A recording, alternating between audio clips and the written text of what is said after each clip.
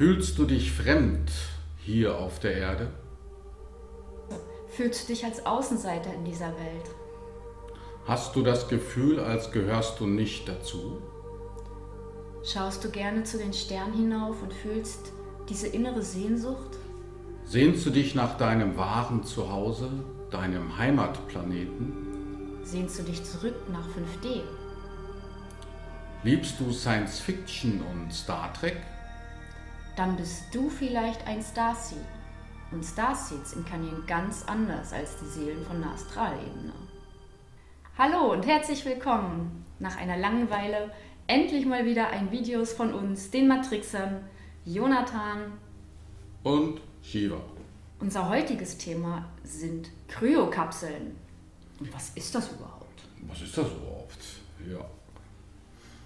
Also einige von euch kennen vielleicht die Möglichkeit von Milliardären, dass wenn eine unheilbare Krankheit bei ihnen festgestellt wurde, dann können sie das Kryoprogramm buchen. Das bedeutet, sie lassen sich in einer Kapsel einfrieren und ja, bleiben da drin für Jahrzehnte, vielleicht für 100, 200 Jahre. Mit dem Ziel, dass die Wissenschaft irgendwann so weit sein wird, dass sie eben Menschen mit unheilbaren Krankheiten wieder heilen können. Dann werden die Milliardäre aufgetaut und wiederbelebt und dann geheilt. Das ist so der Plan bei Kryokapseln. Das sind so richtige Kapseln, da kommen die dann rein und werden dann mit Stickstoff Tiefgefroren? Tiefgefroren, richtig. Ja, das ist der Kryovorgang, zumindest hier auf der Erde. Ja. Aber den gibt es ja nicht nur auf der Erde. Richtig. Und jetzt stelle man sich diese Technologie mal so 10.000 Jahre weiter vor. Oder mehr, wer weiß das Oder schon. mehr. Und was da möglich ist und auch existiert bereits, denn Außerirdische sind ja technologisch betrachtet viel, viel weiter, als man hier auf der Erde ist. Und da kommen wir zum Thema Kryokapseln. Und in dem Fall sprechen wir auch aus Erfahrung, das verraten wir schon. Wir werden euch natürlich nachher einige Beispiele nennen, aber wir sprechen aus Erfahrung im Zusammenhang mit, wir liegen in Kryokapseln. Wir beide. Nebeneinander. Aber dazu später mehr. Ja. Jetzt starten wir erstmal mit einem kleinen Überblick, würde ich sagen. Was sind denn Kryokapseln und wie sind sie so aufgebaut? Was für Nutzungsmöglichkeiten gibt es? Wer nutzt diese Kryokapseln zu welchem Zweck? Gute Absichten, böse Absichten? Und wie lange kann man eigentlich in so einer Kryokapsel bleiben? Ja, ihr wisst ja, man kann von der Astralebene aus inkarnieren. Das machen auch die meisten so. Wenn sie also sterben, gehen sie ins Licht, gehen auf die mittlere Astralebene und dort wird dann das nächste Leben geplant. Das ist eigentlich allgemein unter dem Begriff Reinkarnation bekannt. Aber Außerirdische, die technologisch schon viel weiter sind und auch die Erde im Fokus haben sich vorgenommen, der Erde bei ihrer Entwicklung, bei ihrem Fortschritt zu unterstützen. Und darum kommen die Starseeds, die Sternensaaten, also die Außerirdischen eigentlich, die schon weiterentwickelt sind vom Bewusstsein her, zur Erde und inkarnieren sich auf der Erde, um eben das kollektive menschliche Bewusstsein positiv zu beeinflussen. Bist du also ein Außerirdischer, ein Alien? Eine Rasse von einem anderen Planeten, sei es Arcturus, Sirius, die Plejaden und wie sie alle heißen, dann hast du die Möglichkeit, dich irgendwann dafür zu entscheiden, auf eine Mission zu gehen. Auf deine Erdmission sozusagen. Es gibt da diverse Programme, Alien-Programme, die sich eben entschieden haben, ja, okay, wir helfen der Erde und der Menschheit, ihr Bewusstsein zu entwickeln, wie du schon gesagt hast. Und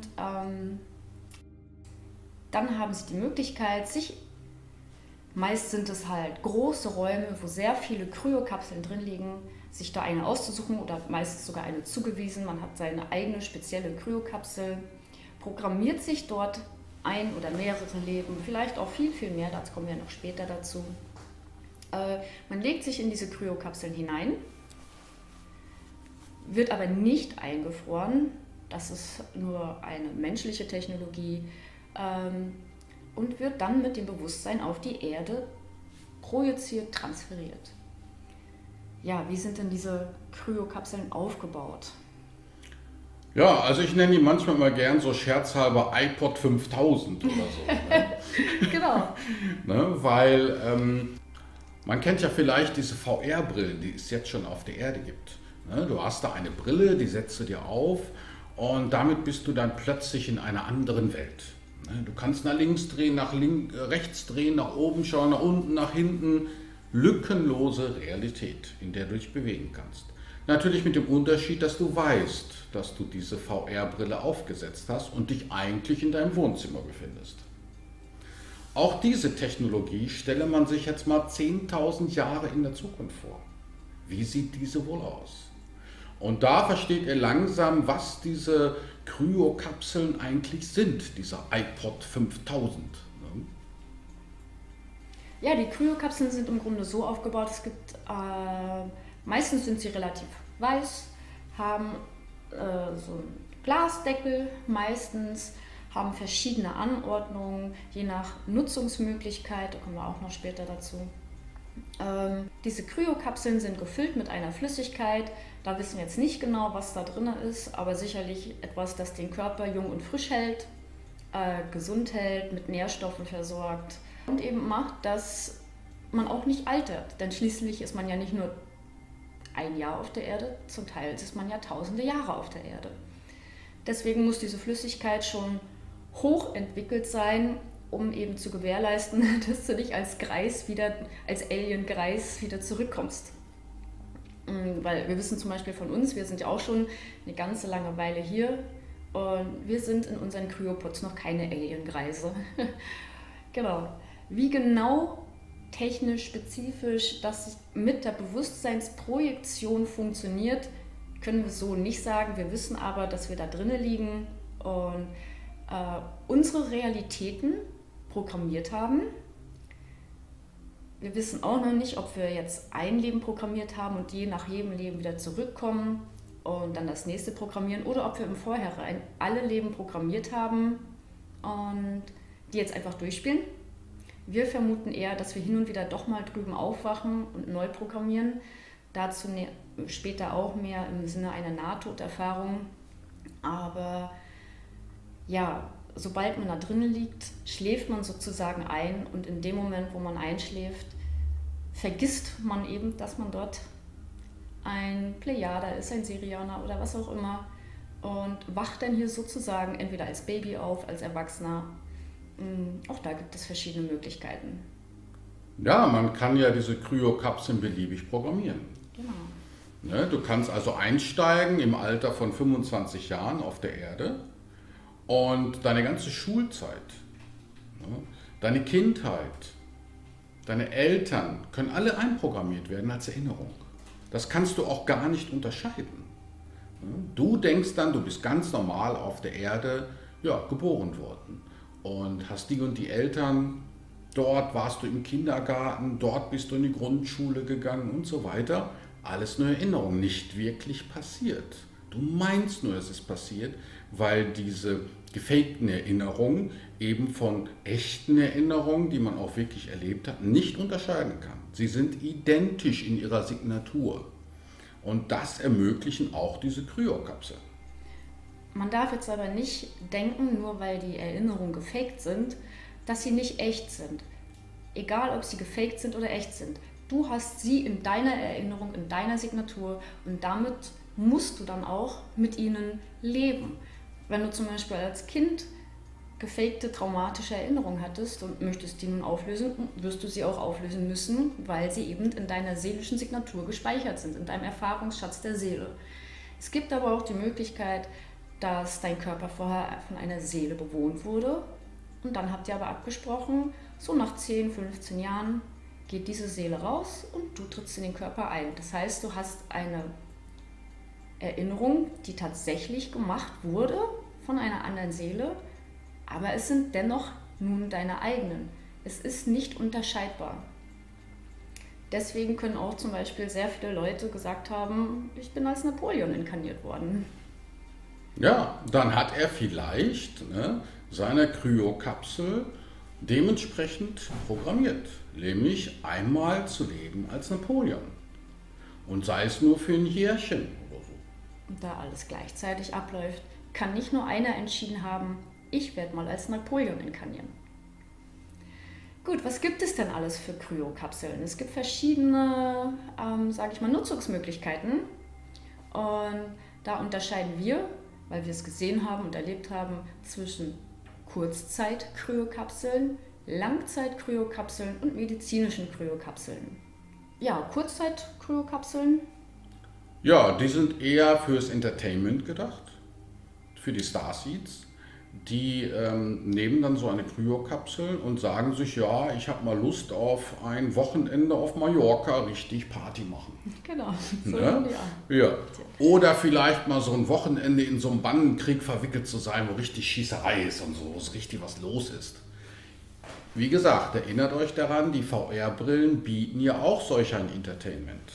Ne, da kannst du dann, was weiß ich, dann für eine Stunde mal in Zombieland einsteigen und dich dort mit Zombies herumkloppen.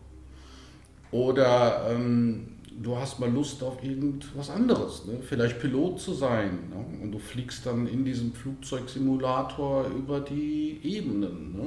In der Welt. Durch die Länder, über die Meere, über die Wälder. Und das ist auch bei diesen Kryokapseln möglich. Du legst dich da rein, programmierst ein Wochenende oder vielleicht eine Woche und dann geht's ab. Dann hast du da deinen Spaß und dein Abenteuer. Ja, was wir noch gar nicht so bedacht haben, ist, dass man diese Kurzzeitprogramme ja vielleicht oder Kurzzeit-Kryokapseln ja auch nutzen kann, um zum Beispiel eine Notfallmission zu machen. Vielleicht ist gerade was ganz dramatisch Politisches auf der Erde los oder es gilt ja nicht für die Erde nur, es geht für alle Planeten. Vielleicht ist eben was ganz Dramatisches los und da musst du kurz eingreifen, was so weit weg ist, dass du da jetzt nicht eben mal rüberspringen kannst und dann legst du dich dort in eine Kryokapsel. Man muss ja auch bedenken, die Avatare, wenn die dort sterben und du liegst in der Kryokapsel, kommst du natürlich gesund nach Hause. Wenn du live dahin fliegen würdest, um irgendwie an einer gefährlichen Mission teilzunehmen, dann stirbt natürlich dein Avatar, den du gerne hast. Also legst du dich in eine Kryo, nimmst dort einen Avatar und machst deine Mission. Das kann natürlich auch eine Kurzzeitmission sein. Darüber hatten wir jetzt, fällt mir jetzt spontan noch dazu ein. Ja, dann gibt es natürlich noch die Langzeit-Kryokapseln. Da kannst du dann wirklich für Jahre programmieren. Da kannst du dich dann reinlegen und dein Programm läuft. Eine ganze Inkarnation lang beispielsweise. Das heißt, du steigst dann vielleicht im Alter mit 10 oder 20 Jahren ein, ja, und dann bleibst du da mal so 50, 60, 70 Jahre in diesem Leben am Stück. Und manche programmieren sogar darüber hinaus. Das heißt, sie können sogar ihren Tod programmieren, das, was sie nach dem Tod erleben, und danach wieder neu geboren werden in einer Inkarnation. Manche haben vielleicht für 3 Inkarnationen die Kryokapsel programmiert, manche für 5, manche für 8 oder 10 oder mehr. Und das ist eine ganz individuelle Entscheidung, die da vonstatten geht.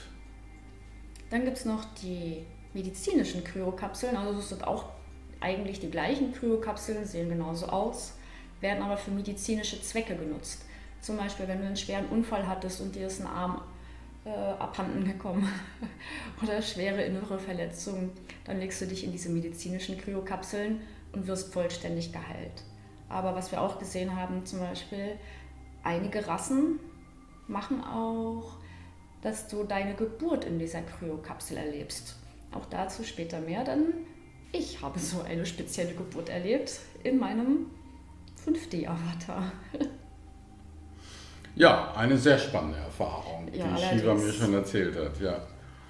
Und und natürlich gibt es auch welche, die die Kryokapsel nutzen, um eben auch negativ zu beeinflussen auf der Welt. Ne? Das heißt, sie tunen sich in die Matrix ein, so ähnlich wie in dem Film Die Matrix. Tunen die sich ein, zum Beispiel in irgendeinen hochrangigen Politiker und benutzen den. und können dann bestimmte Verträge unterschreiben oder bestimmte Regelungen treffen, Gesetze verändern oder eben auch in irgendeiner anderen Weise intervenieren, um das Weltgeschehen in die Richtung zu beeinflussen, die eben die Agenda der außerirdischen Rasse darstellt, die vielleicht nicht so konstruktiv eingestellt sind wie die Starseeds. Ja, man hat ja beispielsweise immer die Geschichten wie Clinton ist ein Repto. Da gibt es so Bilder, wo die Clinton sich dann so die Maske runterzieht und darunter sieht man ein Reptiliengesicht. Wie symbolisch, wenn man darüber nachdenkt. Denn man könnte durchaus davon ausgehen, dass eben eine reptiloide Rasse, die eben ihre eigene Agenda hat in der Beeinflussung der menschlichen Bevölkerung, sich hier eintunt, Hillary übernimmt und dann dementsprechend agiert, um die Ziele durchzusetzen, die die eben haben. Jetzt haben wir erstmal so das ein oder andere im Überblick erzählt zu Kryokapseln und jetzt kommen wir natürlich zu unseren wahnsinnig spannenden Erfahrungen mit unseren Kryokapseln. Jonathan, ja. Welche Erfahrungen hast du denn mit Kryokapseln gemacht? Du hast mir ja schon einiges erzählt, was du gesehen hast und erlebt hast. Ja, also das erste Mal aufgefallen, das Thema über Kryokapseln ist mir eigentlich so durch eine Freundin.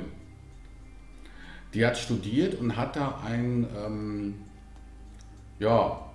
Arbeit verfasst für ihr Studium über Kryokapseln. Und sie war völlig fasziniert von dem Thema. Was die Kryokapseln alle können, wie die Milliardäre diese Programme buchen. Manche lassen ihren ganzen Körper einfrieren, manche nur ihren Kopf. Die hoffen dann eben, ist auch ein bisschen billiger, ne? Nur der Kopf. Aber die hoffen halt, dass irgendwann man in der Lage ist, auch Köpfe zu verpflanzen. Das heißt, die werden in 100, 200 Jahren vielleicht einen Körper übrig haben für diesen Milliardär. Da wird dann der Kopf drauf gesetzt und dann wird er reanimiert und von seiner Krankheit geheilt. Punkt. No? Wie bei Futurama. Okay. Ja, so in etwa, ne? Ja, das fand die so spannend, das Thema. Und mich hat das auch immer irgendwie angesprochen, weil ich immer dachte, ja, irgendwie ist das ja interessant, diese ganze Technik. Und wenn man sich mal vorstellt, weit in der Zukunft, wer weiß, wie dieses Programm oder diese Möglichkeit dann ausgereift sein wird. Ne? Und ich bekam immer so kleine Zeichen. Ne? Beispielsweise ein Bekannter von mir aus England, der Reese, bei dem war das dann so, dass er mal eine Außerkörpererfahrung hatte. Wir haben halt öfter mal über Astralreisen gesprochen.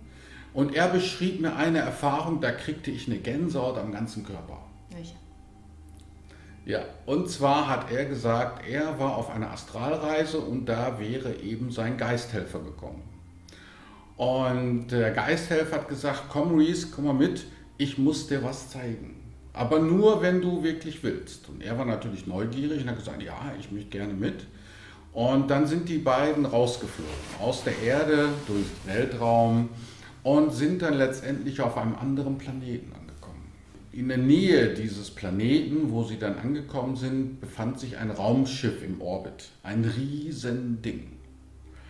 Und als er dann mit seinem Geisthelfer das Raumschiff betreten hatte, sah er, dass da Tausende von diesen Kryokapseln standen. Tausende. Alle in einer Reihe, oder es gab verschiedene Räume, in denen dann so 8 standen, 10, 12, 15, je nachdem. So ein bisschen wie ein Hotel, ne? Oder wie eine Herberge vielleicht. Wie die japanischen Kapselhotels. Ja, so ähnlich, ne? Und dann haben sie ihn zu einer ganz bestimmten Kryokapsel geführt und haben zu ihm gesagt, hier, schau mal, sagte der Geistführer zu ihm. Und er schaute da rein in die Kryokapsel und da lag eben ein Außerirdischer einfach so in der Kapsel und schien zu schlafen. Und da sagte er, ja, warum zeigst du mir das denn? Und der Geisthelfer sagte zu ihm, das bist du. Und da kriegte ich schon eine gewaltige Gänsehaut und das war auch so die Zeit, als mich das Thema auch dann wirklich mehr interessierte und ich irgendwie das Gefühl hatte, es muss da einen Link geben zwischen mir und dem Thema der Kryokapseln. Das war aber auch schon immer faszinierend. Ich erinnere mich noch, wenn ich Star Trek geguckt habe oder so und dann ging es um Kryokapseln oder die haben Menschen in Kryos gefunden. Da dachte ich, boah, das ist so spannend. Ich fand das auch immer mega faszinierend. Du auch, ne? Ja, natürlich, ja. Und und Jahre später, also vor ein paar Jahren, haben wir dann auch angefangen, uns an einzelne Szenen zu erinnern.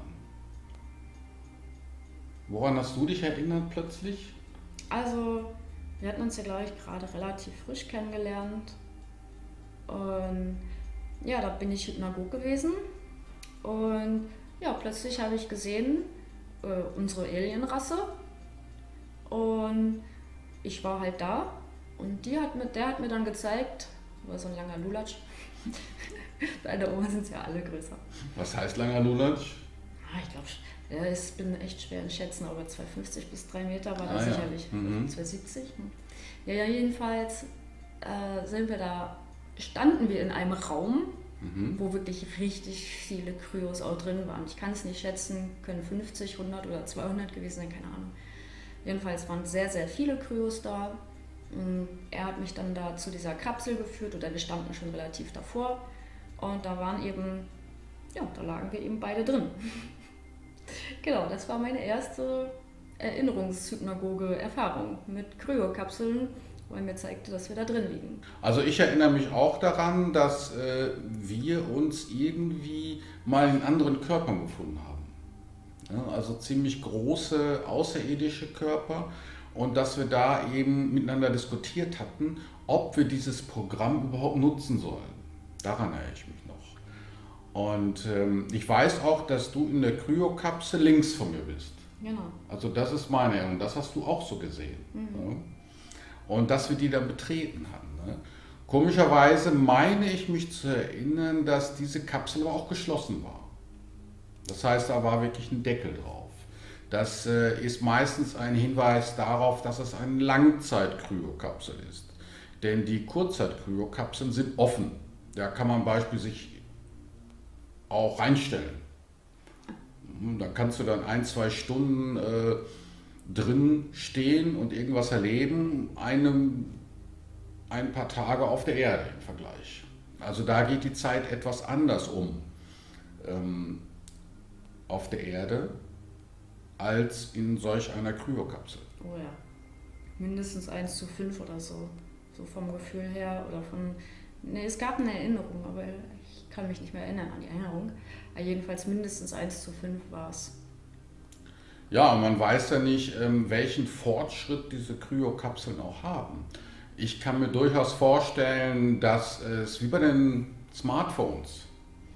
Es gibt sehr preiswerte Smartphones, die da nicht so viel können, und dann gibt es die teuren Smartphones, die schon mehr können. Also es würde mich nicht wundern, wenn es auch Kryokapseln gibt, wo es vielleicht 1:10 ist oder 1:20.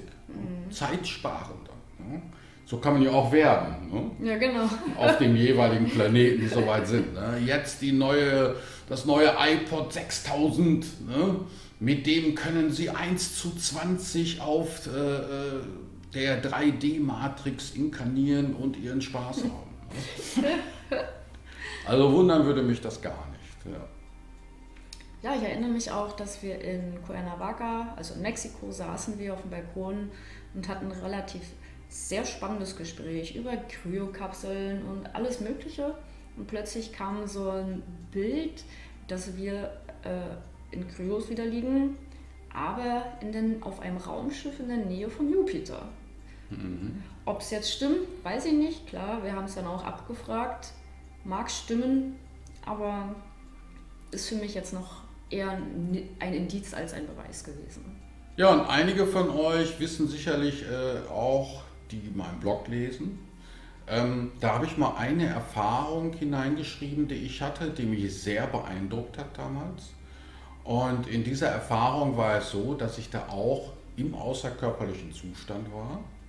Und die Erfahrung begann so, dass ich also mich gerade ins Bett gelegt hatte und konzentrierte mich darauf, mich von meinem Körper zu lösen. Auf einmal kamen 5 Wesen ins Schlafzimmer hinein. Ein sehr großes Wesen, weiß ich nicht, bestimmt 2 Meter oder größer, und 4 so kleine. Ne, die waren vielleicht 1 Meter groß. Und die kamen an und die haben alle miteinander geredet. So, so ein bisschen wie bei Star Wars, ne? Diese Händler, die mit diesen braunen Kutten, ne? Die immer überall versuchen irgendwie zu handeln oder so.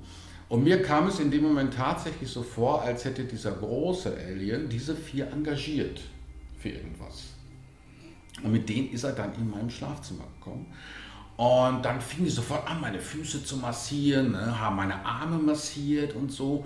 Und irgendwann, zack, ging ich dann von ganz allein aus meinem Körper heraus. Aber ich konnte mich nicht bewegen. Die hatten es wohl irgendwie geschafft, mich zu paralysieren. Und dann haben die meinen Körper geschnappt und haben den einfach mitgenommen. Und die haben auch irgendwie dafür gesorgt, dass ich nichts sehen konnte. Es war alles schwarz. Ich versuchte die ganze Zeit irgendwie was zu sehen. Ich wollte mir die ja auch angucken. Ich konnte mich also in dieser Erfahrung nur auf das verlassen, was ich so fühlte, was ich so empathisch mitbekam oder versuchte, die auf Gefühlsebene zu scannen, wie die aussehen, ob die männlich oder weiblich sind und so weiter und in welcher Umgebung ich mich befinde. Naja, jedenfalls haben die mich dann verschleppt, regelrecht verschleppt. Und haben mich da mitgenommen und plötzlich spürte ich einen unglaublich großen Raum. Zuerst dachte ich, das ist ein bisschen wie so ein Flughafen. Und dann merkte ich aber tatsächlich, dass es nicht nur ein Flughafen war, sondern es war ein riesiger Weltraumflughafen.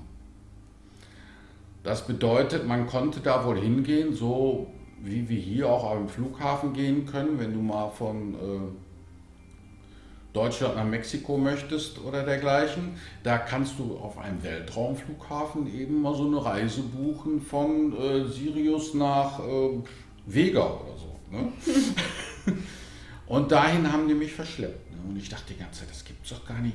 Was wollen die mit mir auf einem Weltraumflughafen? Ne? Und in diesem Weltraumflughafen gab es irgendwie auch solche Kryokapseln. Das waren so Kammern. Die erinnert mich so ein bisschen an diese alten Fotokabinen, wo man reingehen konnte, um sich dann zum Beispiel mit seinem Partner vielleicht mal fotografieren zu lassen oder die man ganz früher benutzt hatte, als es noch keine digitale Technologie gab, um ein Passfoto zu erstellen für seine Bewerbung oder dergleichen. Und in so eine Kammer haben die mich dann reingeschleppt und haben mich da auf so einen Stuhl gesetzt. Und ich saß dann da auf den Stuhl, konnte mich immer noch nicht bewegen und dann meinte einer von diesen kleinen Zwergen zu mir, ja, jetzt kannst du gucken, jetzt kannst du gucken, jetzt kannst du gucken. Ist das süß? Ja, und in dem Moment öffnete sich richtig ein, ja, keine Ahnung, HD, 4K, Multi-Qualitätsdisplay, könnte man fast sagen. Jedenfalls die Wahrnehmung war gestochen scharf und ich sah dann plötzlich irgendwie, dass ich im Weltraum war. Und ich flog in den Weltraum auf einen Planeten zu. Ein großer Planet. Also der schien mir schon größer als die Erde zu sein. Und je näher ich kam, desto mehr Einzelheiten konnte ich auch erkennen. Beispielsweise, dass mehrere sehr längliche Raumschiffe sich im Orbit befanden.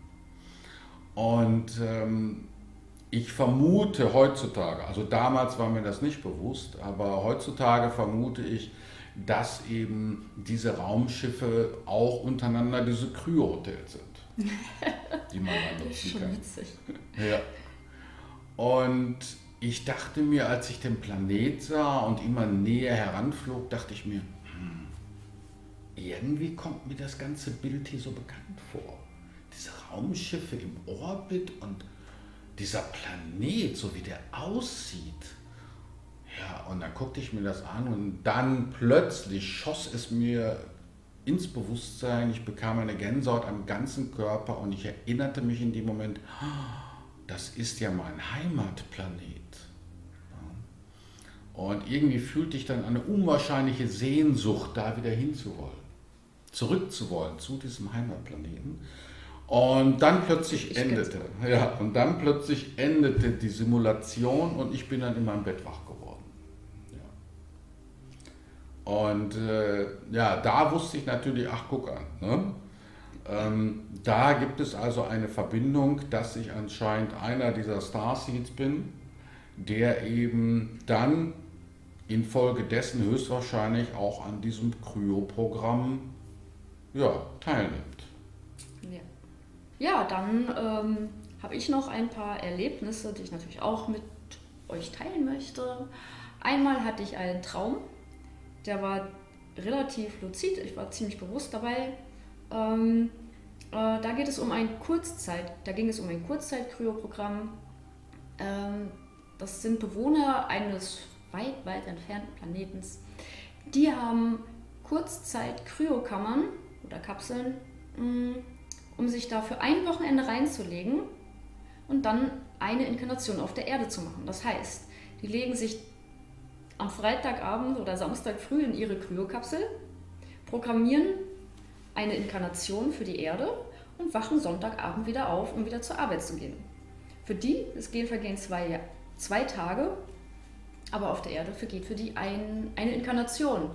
Und was ich so mitbekommen habe, waren das jetzt keine besonders spirituell hochentwickelten Wesen. Die haben ihre Kurzzeit-Kryokapseln benutzt, um hier ein bisschen sich auszutoben. Und zwar meist nicht sogar auf die nette Art und Weise, sehr viele Ausschweifungen. Naja, man würde sie unter böse Sachen bezeichnen. Also auf ihrem Planeten sind sie nett, aber sie nutzen die Erde eben dafür, um hier mal richtig die Sau rauszulassen, einfach Party zu machen, eine Inkarnation. Weil interessiert sie ja nicht. Wenn sie am Sonntagabend wieder aufwachen, ist die Inkarnation vorbei und sie leben ihr Leben auf ihrem Planeten weiter. Ja, das war so die Erfahrung, die ich mit Kurzzeitprogrammen gemacht habe. Ein Wochenende für eine Inkarnation. Ja, das muss dann aber schon iPod 8000 gewesen sein, oder? Ja, das weiß ich nicht. Jedenfalls hat mich auch gewundert, aber ich wusste in dem Moment, das ist nur ein Wochenende. Weil da reden wir ja nicht von 1:5. Nee, eben, das hat mich auch gewundert. Aber diese Langzeit-Kryokapseln sind schon darauf ausgelegt, dass man da länger drin bleibt. Ja, genau. Das kann also durchaus sein, dass du dann da 10 Jahre drin rumschwimmst. Genau, mindestens. Ja. Und da ja eigentlich alle Aliens außerhalb der 3D-Matrix sowieso 10-mal älter werden als wir hier. Ja. Das findet man ja auch schon in der Bibel, wie alt die da geworden sind, 900.000 Jahre alt oder so. Und in diesem Zusammenhang kann man ja mal in der Kryokapsel so ein Langzeitprogramm machen für 10 Jahre oder 20 Jahre. Interessiert ja keinen, ne? Ja, die 20 Jahre hat man dann mal übrig. Ja, dann habe ich noch eine Erfahrung gemacht mit uns beiden. Das waren andere Kryokapseln. Da waren die Kryokapseln im Kreis angeordnet. Vielleicht kennt ihr das ja vom Jahrmarkt, von einem Rummel. Da hast du in der Mitte so eine Art Stöpsel und außenrum sind eben diese Sitze oder Kapseln angeordnet. So war das auch.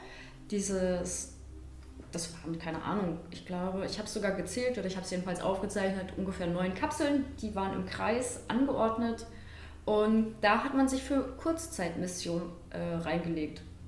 Also wir haben uns beide halt auf eine Kurzzeitmission begeben, haben uns beide in so eine Kryokapsel reingelegt. Ich meine, ich wäre auch also man ist da auf 2 Ebenen unterwegs gewesen, astral und halt wirklich, aber das kann ich auch durcheinander bringen, weil ich ziemlich luzid war in dem Moment oder Hypnagog.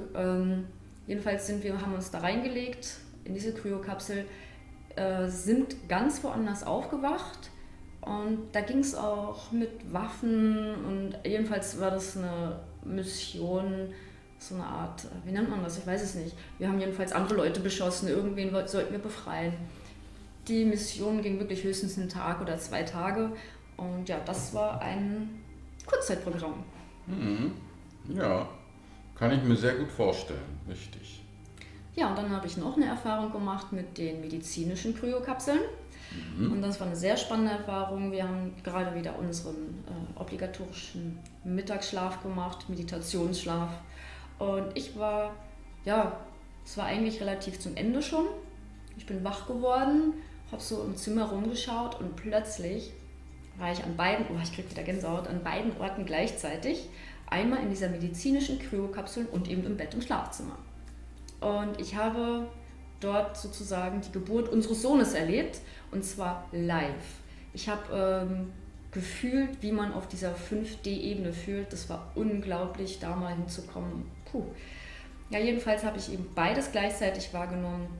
Ich lag in dieser medizinischen Kryokapsel, die war offen, hatte zwar so ein Glas, so eine Glasding, aber dieses Glas war diesmal so zum Schieben und nicht zum nach oben öffnen. Ja, du standest am Fußende der Kryokapsel und ja, da ist das nicht wie bei der normalen Geburt, sondern ja, das Baby wird heraus teleportiert. Irgendwie sowas in diese Richtung. Es war jedenfalls sehr merkwürdig, das alles live mitzuerleben, die ganzen Emotionen, das Gefühl, diese Stimmung. Und ja, dann haben sie das Baby eben raus teleportiert und dir in deinen Arm gelegt. Ja, das war die Erfahrung. Es war sehr spannend. Ja, es war ein Sohn. Der Sohn ist erwachsen und hat inzwischen ein eigenes Raumschiff. So viel wissen wir schon, aber sonst haben wir keinen weiteren Kontakt. Also wenn wir nach Hause kommen, müssen wir nicht erst ein Kind erziehen. Ja, da fällt mir ein Stein vom Herzen, dass er schon erwachsen ist. Ja. Ja, also das sind so ein paar unserer Erfahrungen, die wir so gemacht haben. Ja, weißt du noch, hier, als wir in Paris waren, beim Madame Tussauds, ach ja. Wir beide gleichzeitig, wow, da müssen wir rein. Ja, und zwar Madame Tussauds hatte da wirklich so ein bisschen so Sachen nachempfunden von dem Film Alien, kennt ihr alle, ne? Mit Ripley und diesem komischen Alien-Monster und so, das war ja irgendwie damals, ich glaube in den 90ern oder 80ern, der Renner unter den Science-Fiction. Und da kamen auch Kryokapseln drin vor. Ja, und bei Madame Tussauds haben sie dann eben eine Szene so nachgestellt. Ne? Der Android, der da Teil des Films war, stand vorne im Bild und dahinter standen so 2 Kryokapseln und dann konnte man da hinten rumgehen und sich da reinstellen. Nein, da stand nur eine Kryokapsel. Wir haben uns jeder gegenseitig fotografiert und dann zusammengefügt. Genau, richtig, hast recht. Siehst du, so hat es man schon im Kopf. Ne? Aber es ist witzig, weil wir liegen ja sowieso nebeneinander in der Kryokapsel und so hat man es schon vergessen. Ne? Wir haben es automatisch irgendwie beide nebeneinander auf dem Foto gemacht und ja, manchmal. Ne? Ja, manchmal, ne? Also schon witzig, ja. Die Zufälle, die da so passieren, die Hinweise, die man so im Alltag bekommt. Ne? Ja, jetzt kommen wir eigentlich noch zu ganz spannenden weiteren, ich nenne sie mal Erkenntnissen zu den Kryos. Da werde ich jetzt ganz kurz nochmal meine Nahtoderfahrung erzählen, bevor wir nämlich zu allgemeinen Themen kommen. Und zwar hatte ich ja mal eine Nahtoderfahrung und da war ich dann da oben, 5., 6., ich weiß es nicht. Jedenfalls kam dann eine Stimme, die war neben mir, links. Ich war im weiten Universum, es war alles schwarz um mich herum. In der Ferne sah ich eben einen abgefahrenen Sci-Fi-Planeten und die Stimme fragte mich, du kannst jetzt hier bleiben? Und zu Oda kam sie kaum noch, dann ist er aufgetaucht und dann war die Entscheidung schon klar, dann war ich schon wieder hier. Was ich aber damit sagen will, ist, dass man mit den Kryokapseln nämlich einen weiteren Ausstiegspunkt aus der Matrix hat. Wir haben so lange gerätselt, wieso und ich wusste in dem Moment auch, ich hätte die Matrix verlassen, ich hätte gehen können. Also für mich wäre das Thema dann hier vorbei gewesen, Erde, Matrix. Und wir haben gerätselt, wie ist das möglich? Und es ist noch gar nicht so lange her, da sind wir dann auf die Idee gekommen, naja, das muss mit den Kryokapseln zusammenhängen, natürlich. Es gibt nämlich oder Austrittspunkte, die du dir programmieren kannst, wenn du, ja, sagen wir mal, keinen Bock mehr auf die Matrix hast. Meistens entscheidest du dich sowieso wieder dafür, die Matrix, weil du weißt, du hast ja eine Mission, du hast dich ja in die Kryos gelegt, um eine Mission zu vollenden oder zu machen. Du bist ja mit einem Zweck oder hier runtergekommen, um eben irgendwie zu helfen oder Erfahrungen zu machen, wie auch immer. Jedenfalls ist das eine weitere Ausstiegsmöglichkeit für Starseeds. Die haben sie sich einprogrammiert. Und ja, nach langem Überlegen sind wir auf die Idee gekommen. Ich hätte die Matrix verlassen können, weil ich das eben in meinen Kryopod einprogrammiert hatte. Ja, und das klärt auch die Frage, die immer wieder an uns gestellt wird, wenn ihr doch euch so gut auskennt mit außerkörperlichen Erfahrungen und spirituelle Dissoziation, warum habt ihr dann noch lange nicht die Matrix verlassen? Warum seid ihr noch nie abgehauen? Shiva hätte durchaus schon abhauen können, wenn sie gewollt hätte. Und wir haben aber auch herausgefunden, dass unsere Programmierung der Kryokapsel in, ja, wahrscheinlich 2038 ablaufen wird. Daher wissen wir, unser Programm geht nur bis 2038 und dann schaltet sich das Ding sowieso ab. Ja. Also genießen wir die letzten paar Jahre noch hier auf der Erde und ja, erzählen euch davon, was alles möglich ist, wie man solche Zustände erreicht, wie man solche Erinnerungen bekommt, wie man die spirituelle Dissoziation einsetzt und so weiter, um eben unseren Beitrag zu hinterlassen zu all den Informationen, die man euch da draußen vorenthält, die euch niemand erzählt oder die ihr kaum irgendwo findet. Und bevor wir also dann Tschüss sagen, im Jahre 2038, da läuft unser Programm aus, hinterlassen wir euch unsere Informationen, die wir euch gegeben haben und noch geben werden. Ja, und wie kommen wir auf 2038? Das könnte ja jetzt aus den Haaren herbeigezogen sein. Nein, dem ist nicht so. Ich lag eines Nachts im Bett, ich hatte wieder die Augen offen, habe es also live gesehen. Da stand dann sozusagen mein leuchtendes Zukunftsselbst, ich nenne es einfach mal so, am Bettende stand da, ich habe es halt gesehen. Und das meinte dann zu mir, in 20 Jahren. Ich so, was ist in 20 Jahren? Wobei dir in dem Moment sofort klar ist, was gemeint ist. Ich wusste es einfach, aber ich habe natürlich trotzdem gefragt. Und dann meinte es eben, also es hat nicht verbal gesprochen, sondern telepathisch, aber meinte dann eben, naja, Matrix verlassen eben. Ja, genau, deswegen dann haben wir natürlich hochgerechnet, wann sind die 20 Jahre um und deswegen kommen wir auf ungefähr Oktober 2038. Ja, ungefähr. Ne? Kann plus minus ein Jahr sein, wir wissen es noch nicht. Ne? Das erklärt eben, warum wir, wie am Anfang schon erwähnt, nicht als Babys inkarnieren müssen. Denn wenn wir in dieser Kryokapsel liegen, können wir natürlich zu jedem Zeitpunkt programmieren, wann wir eintreten möchten. Aber das hast du ja, glaube ich, am Anfang schon alles ausführlich erzählt. Ja. Ja, wie hängt das denn alles miteinander zusammen? Es gibt Seelen, die reinkarnieren von der Astralebene, dann kommen die Starseeds und klinken sich hier ein. Die Reptos haben mittlerweile auch diese Technologie irgendwann sich zusammengeklaut oder was weiß ich wie. Die benutzen das auch. Und was gibt es da für Zusammenhänge mit den Wegen raus aus der Matrix? Die schwarzen Portale, wie hängt das alles miteinander zusammen? Die Statisten und was in der Welt gerade so abläuft und was hier so geschieht in der Welt. Und wie das alles miteinander, nämlich ein großes Bild ergibt, das wollen wir euch nämlich in dieser sechsreihigen Videoserie mitteilen. Und das ist das erste Video.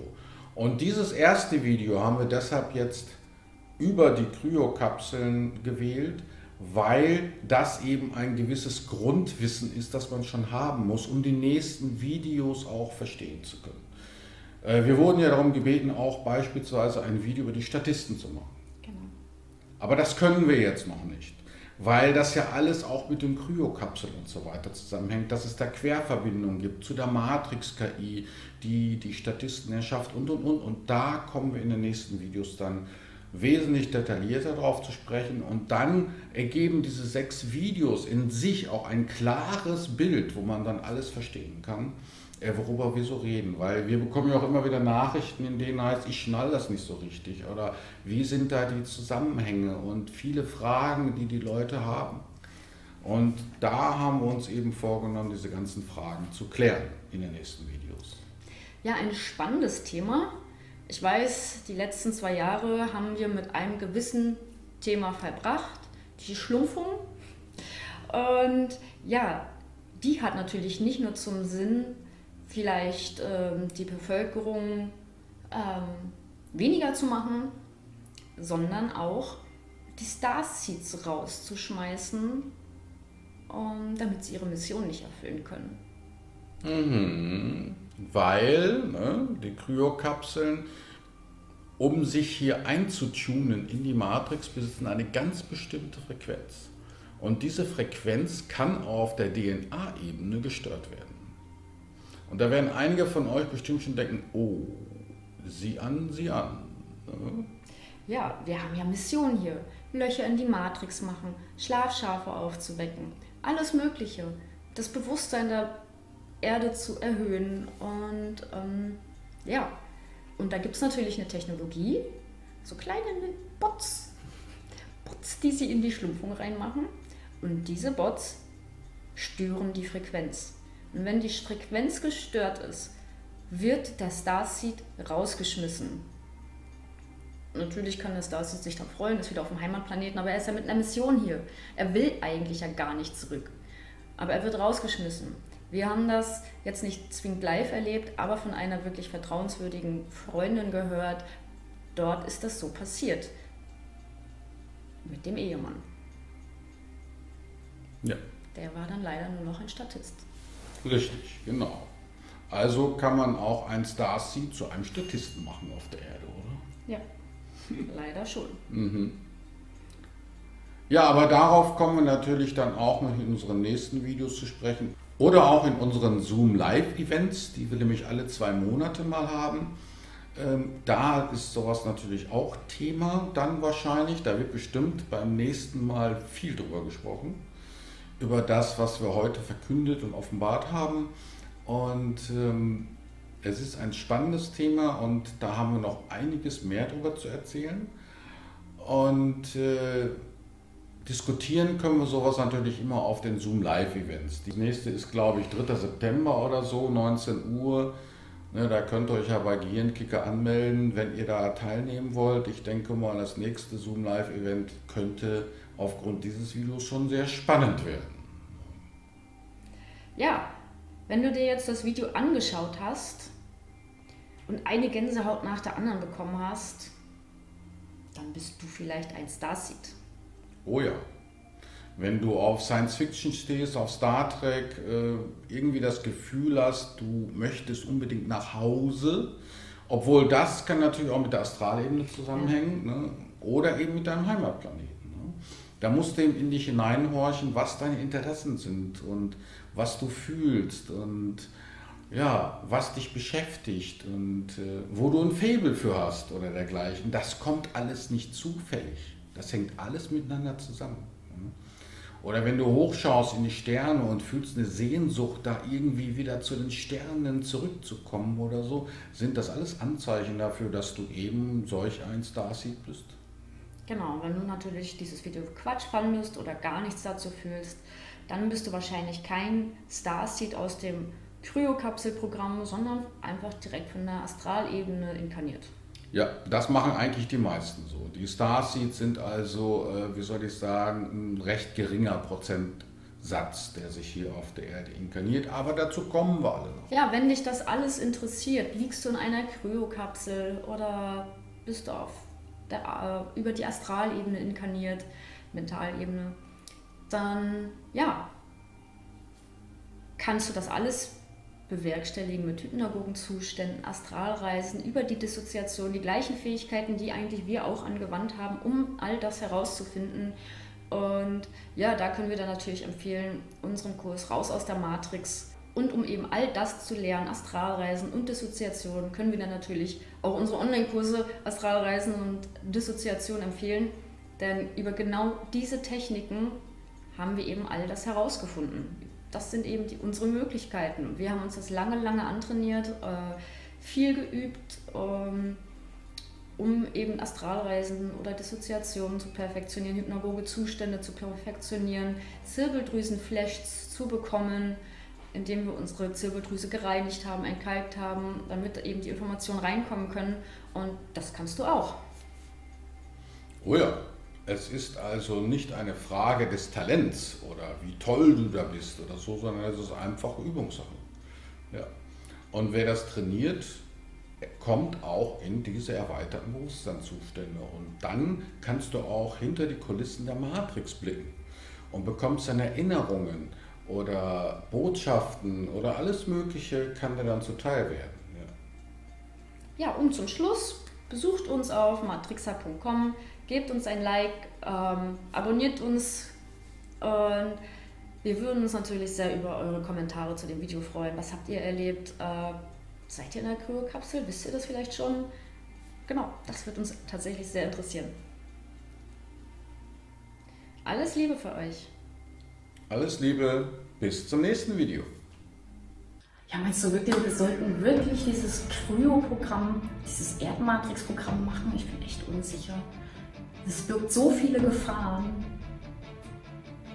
Ja, also ich würde sagen, wir sollten das schon machen. Also auch die Andromedianer schwören auf dieses Programm und die sind ja spirituell schon sehr weit entwickelt. Okay, du hast recht. Also wir haben eine Mission, wir haben ein Ziel. Wir müssen auf die Erde. Wir müssen den Menschen dort helfen. Okay, du hast recht, wir schaffen das. Also ab in die Kryos. Okay, super. Dann würde ich sagen, gehen wir das an. Oh, es wird bestimmt eine lange Zeit und sehr brisant. Brücke, mach die Kryos klar.